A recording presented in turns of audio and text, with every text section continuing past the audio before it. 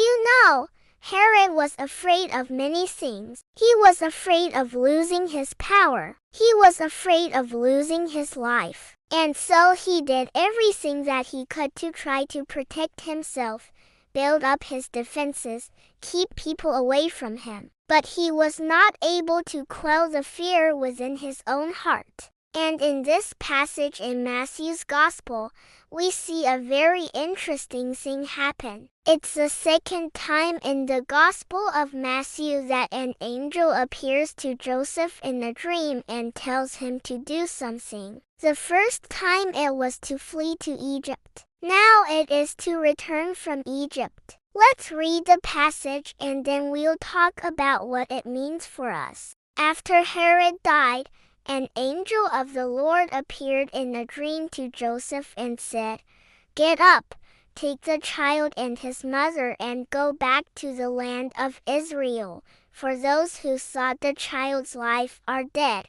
Then he got up, took the child and his mother and went back to the land of Israel. But when he heard that Archelaus was reigning over Judea in place of his father, Herod, he was afraid and he went into the region of Galilee, and there he stayed. So Joseph, like the first time, is asleep, having dreams sent to him by God through the angel of the Lord. And in the dream, the angel reassures him, "Hey, look, Herod's dead. Those people who were looking to kill Jesus, they're all dead. You can come home. It's all good. You can come back to Israel."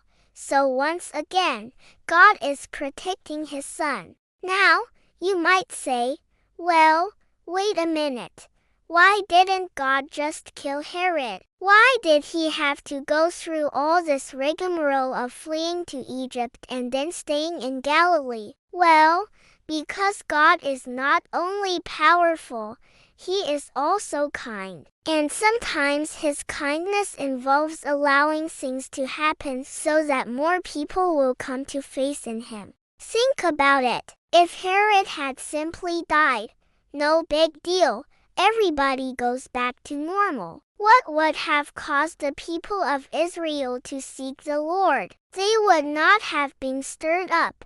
No persecution of Christians, at least not at that level. But when Herod dies and Joseph doesn't come back, and there's this void of leadership in the region, then comes Archelaus, who is even worse than his father, Herod. And so now there's this fear that grips the people. People don't feel safe. There's a lack of security. And where does that drive them? It drives them to seek God. And so their faith is strengthened in this time of persecution. So Joseph doesn't come back because if he comes back to Judea, then he and Jesus and Mary, they're going to be under the rule of Archelaus, who's even worse than his dad. And so he goes up to Galilee, which is in the north, and he stays there for the rest of his life. But there's another reason why Joseph didn't go back to Judea. Remember,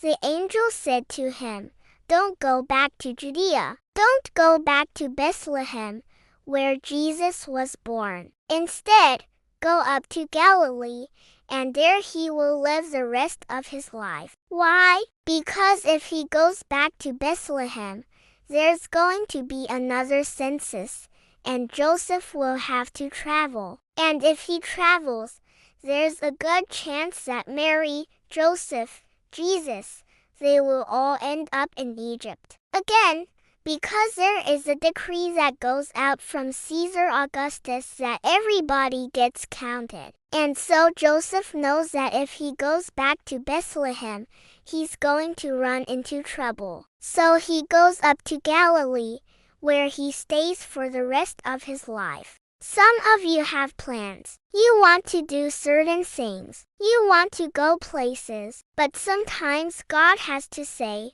"No, you're not going to go there, because if you go there, your faith is going to be tested in a way that you never imagined. And I want to keep you safe."